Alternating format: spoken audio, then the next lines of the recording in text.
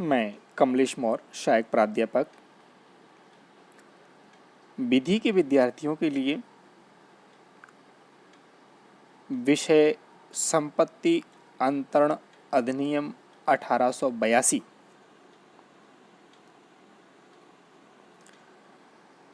की अंतर्गत धारा 41 ट्रांसफर बाई ऑस्टेंसिबल ओनर दृश्यमान स्वामी द्वारा अंतरण पर एक संक्षिप्त व्याख्यान प्रस्तुत करता हूं। आइए जानते हैं सेक्शन 41 को। सबसे पहली हेडिंग है ए यानी कि जनरल यानी कि सामान्य।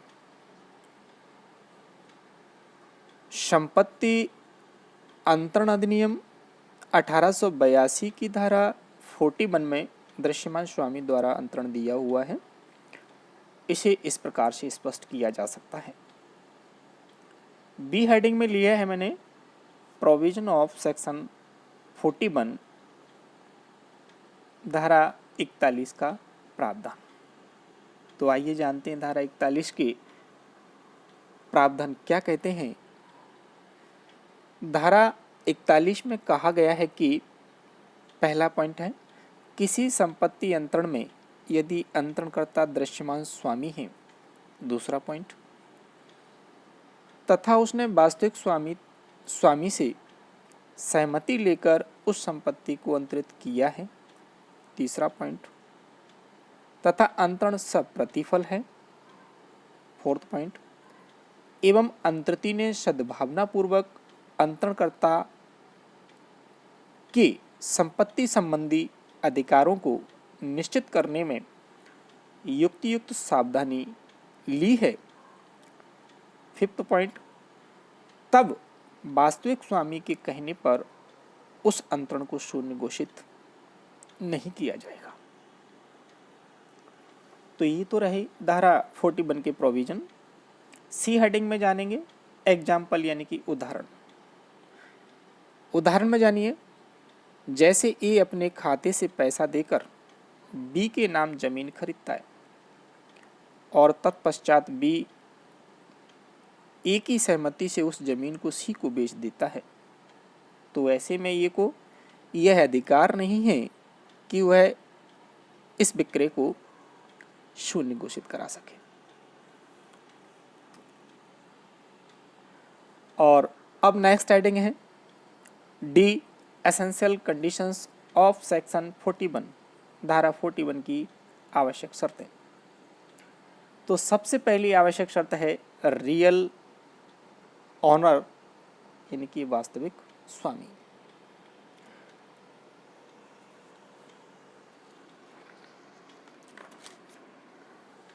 धारा 41 के लागू होने की प्रथम आवश्यक शर्त यह है कि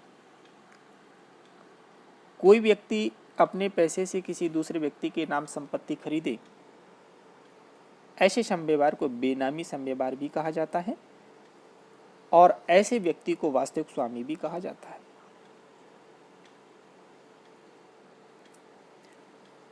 किसी दूसरे व्यक्ति के नाम संपत्ति सामान्यतया निम्नलिखित कारणों से खरीदी जा सकती है। पहला कारण है विधिक सीमा से अधिक संपत्ति रखने की इच्छा। दूसरा कारण है प्रेम एवं स्नेह के कारण और तीसरा है अनैतिक संबंधों के कारण। दूसरी आवश्यक शर्त देखिए ऑस्टेंसिबल ऑनर यानी कि दृश्यमान स्वामी। धारा 41 की लागू होने की यह दूसरी आवश्यक शर्त है। दृश्यमान स्वामी वह व्यक्ति होता है जिसके नाम वास्तविक स्वामी अपनी धनराशि लगाकर संपत्ति खरीदे रहता है। सामान्यतया इस व्यक्ति का नाम हक विलेख में होता है। यही नहीं, संपत्ति पर उसका कब्जा भी हो सकता है तथा राजस्व विलेख में भी उसका नाम हो सकता है, किंतु ऐसे व्यक्ति के पास उस संपत्ति को खरीदने का सामान्यतया इरादा नहीं होता है। इसी संदर्भ में यह भी उल्लेखनीय है कि सुप्रीम कोर्ट ने जय दयाल पोद्दार वर्सेस बीबी हाजरा 1947 सुप्रीम कोर्ट बाद निर्णित किया है और यह कहा है कि निम्नलिखित तथ्यों के आधार पर न्यायालय को यह निश्चित करना चाहिए कि कोई व्यक्ति किसी संपत्ति का दृश्यमान स्वामी है या नहीं। तो पहला पॉइंट है, किस कारण से बेनामी संव्यवहार किया गया है। दूसरा पॉइंट, दोनों व्यक्तियों में क्या संबंध है। तीसरा पॉइंट, संपत्ति खरीदने के लिए किसने पैसा दिया है। फोर्थ पॉइंट, संपत्ति किसके कब्जे में है। फिफ्थ पॉइंट, संपत्ति के हक विलेख में किसका नाम है। सिक्स्थ पॉइंट, संपत्ति का हक विलेख किसके पास है। और नेक्स्ट है consent of the real owner यानी कि वास्तविक स्वामी की सहमति। धारा 41 तभी लागू होगी जबकि दृश्यमान स्वामी ने वास्तविक स्वामी की सहमति लेकर उस संपत्ति को अंतरित किया हो।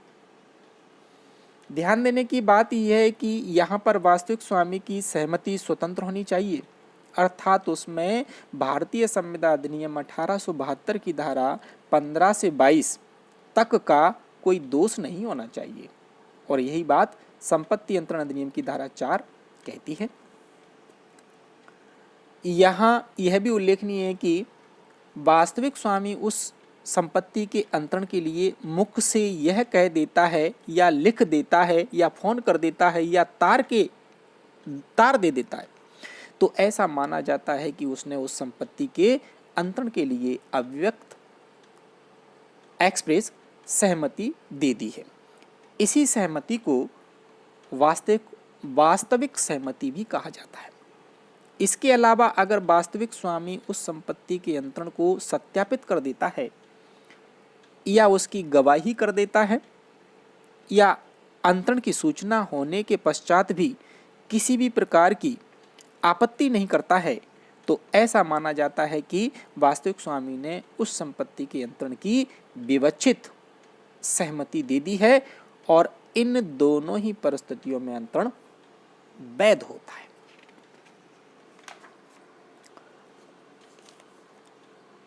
इसके अंतर्गत दो केस हैं।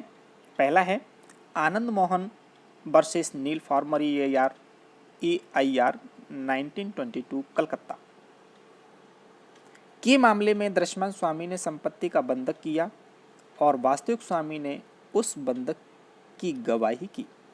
न्यायालय ने इसे वास्तविक स्वामी की विवक्षित सहमति माना और बंधक को शून्य घोषित नहीं किया।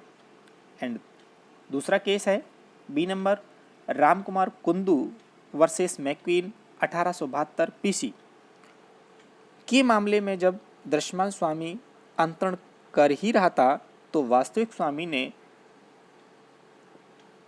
उस पर आपत्ति नहीं की, जबकि वास्तविक स्वामी को अंतरण की सूचना थी, इसलिए प्रिवी काउंसिल ने उस अंतरण को शून्य घोषित नहीं किया और संपत्ति रामकुमार कुंदू को ही दे दिया और यह कहा कि अंतरण की सूचना होने के बावजूद भी वास्तविक स्वामी ने अगर आपत्ति नहीं की तो यह माना जाएगा कि अंतरण उसकी विवक्षित सहमति से हुआ है और ऐसे में संपत्ति अंतरित को मिल जाएगी।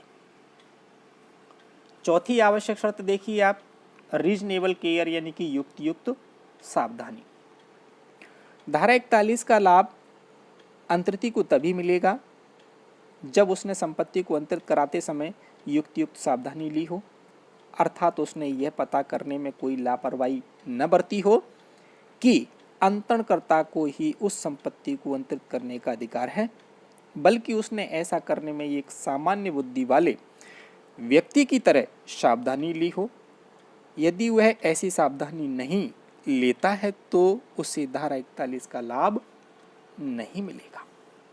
इसके अंतर्गत एक केस है नागेश्वर प्रसाद वर्सेस राजा पाटेश्वरी 1915 प्रिवी काउंसिल के मामले में अंतरिती ने राजस्व विलेख में दृश्यमान स्वामी के नाम को देखा और संपत्ति को अपने पक्ष में अंतरित करा लिया।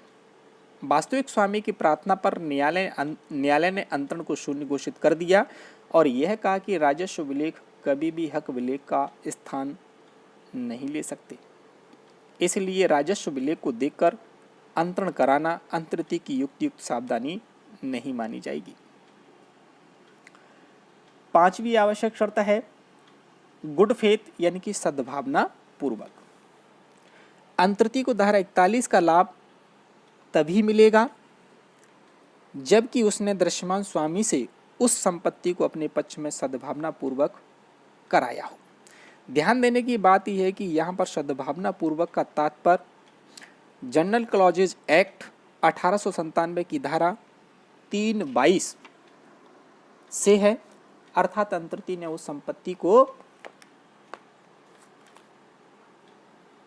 संपत्ति का अंतरण पूरी ईमानदारी और निष्ठा से किया हो। इसमें भी एक केस है चंद्रकांत वर्सेस भागजपुर 1909 प्रिवी काउंसिल के मामले में प्रिवी काउंसिल ने यह कहा कि धारा 41 का लाभ अंतर्ति को तभी मिलेगा जब उसने उस संपत्ति को सद्भावना पूर्वक अंतरित कराया हो, अर्थात अंतरणकर्ता और उसके बीच में किसी भी प्रकार का षड्यंत्र नहीं होना चाहिए। छठवीं आवश्यक शर्त है कंसिडरेशन यानी कि प्रतिफल। अंतर्ति को धारा 41 का लाभ तभी मिलेगा जबकि उसने उस संपत्ति को अंतरित कराने में प्रतिफल दिया हो। यहाँ पर प्रतिफल का तात्पर्य वही होगा जो संविदा अधिनियम 1872 की धारा 2D में दिया गया है और टीपी की धारा 4। यहाँ पर एक नोट करने वाली बात है। पहला पॉइंट, धारा 41 का प्रावधान भारतीय साक्ष्य अधिनियम 1872 के विबंधन के सिद्धांत धारा 115 से 117 से मिलता जुलता है। दूसरी बात, 19 मई 1988 से बेनामी संव्यवहार प्रतिषेध अधिनियम लागू है जिसमें 6 धाराएं और जिसमें कहा गया है कि अब यदि कोई व्यक्ति किसी दूसरे व्यक्ति के नाम संपत्ति खरीदेगा तो वह उसका दृश्यमान स्वामी नहीं होगा बल्कि वास्तविक स्वामी होगा, किंतु यह अधिनियम निम्नलिखित व्यक्तियों को दृश्यमान स्वामी मानता है। पहला है न्यासी, दूसरा वैश्वासक संबंधी, तीसरा संयुक्त हिंदू परिवार का सह अंशधारी और लास्ट और अंतिम आवश्यक शर्त ट्रांसफर यानी कि अंतरण। धारा 41 वही लागू होती है जहां पर किसी अचल संपत्ति का अंतरण किया गया हो, न कि अंतरण की संविदा की गई हो। यहाँ पर संपत्ति अंतरण का तात्पर्य वही होगा जो टीपीए की धारा 5 में दिया हुआ है। और अब नेक्स्ट ई नंबर की हेडिंग, एक्सेप्शन ऑफ सेक्शन 41 धारा 41 के अपवाद। तो देख पा रहे हैं आप धारा 41 के 5 अपवाद दिए गए हैं। पहला अपवाद है माइनर यानी कि अवयस्क, यानी कि माइनर के मामले में धारा 41 के प्रावधान लागू नहीं होंगे। दूसरा एक्सेप्शन है मूवेबल प्रॉपर्टी यानी कि चल संपत्ति। कहने का मतलब चल संपत्ति के संबंध में धारा 41 के प्रावधान लागू नहीं होंगे। तीसरा एक्सेप्शन सेल बाय ऑक्शन, नीलामी द्वारा विक्रय। कहने का मतलब है कि नीलामी द्वारा विक्रय के मामले में धारा 41 के प्रावधान लागू नहीं होंगे। Fourth exception sale by the court, न्यायालय द्वारा विक्रय। न्यायालय द्वारा विक्रय के मामले में भी धारा 41 के प्रोविजन लागू नहीं होंगे। फिफ्थ है सेल ऑफ पेंडिंग प्रॉपर्टी, विचाराधीन संपत्ति का विक्रय, यानी कि जो प्रॉपर्टी विचाराधीन है उस संपत्ति का जब विक्रय किया जा रहा है तो धारा 41 के प्रोविजन उस पर भी लागू नहीं होंगे। एंड लास्ट एफ नंबर की हेडिंग कंक्लूजन यानी कि निष्कर्ष। और निष्कर्ष रूप में आपने धारा 41 को जब शुरू से लेकर के एंड तक पढ़ा है तो उसके अंतर्गत विद्यार्थी अपने व्यू, अपने ओपिनियन लिख सकते हैं। नेक्स्ट लेक्चर में बतलाऊंगा।